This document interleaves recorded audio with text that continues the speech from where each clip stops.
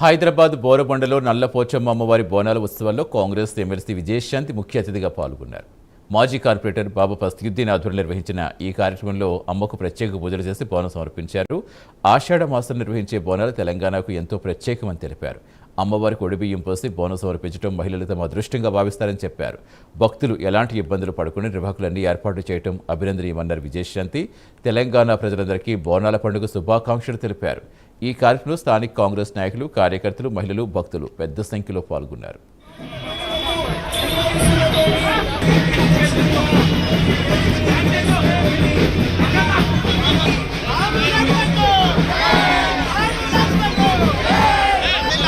ప్రతి సంవత్సరం బోరబండకి రావడం జరుగుతుంది.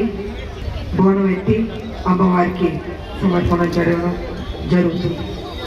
ఈ యొక్క కార్యక్రమాన్ని బాబా ప్రతి సంవత్సరం అద్భుతంగా నిర్వహిస్తున్నారు. వారికి నా అభినందనలు తెలియజేసుకుంటున్నాను. నేను అంటే మన బోనాన్ని అమ్మవారికి సమర్పించడం జరుగుతుంది. ముఖ్యంగా ఆడవాళ్ళకి తెలంగాణలో దొంగలు పడ్డారు, ప్రజలారా జాగ్రత్త, తెలంగాణ ఒక బంగారు బాతు, కోసుకుని తినడానికి ఉంటున్నారు అని చెప్పాను నేను. మీకు గుర్తుందా లేదో? గుర్తుందా?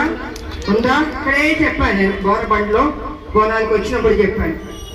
అది స్టార్ట్ అయిపోయింది. కోసుకుని తింటున్నారు. చాలా మంది చాలా రకాలుగా మాట్లాడుతున్నారు.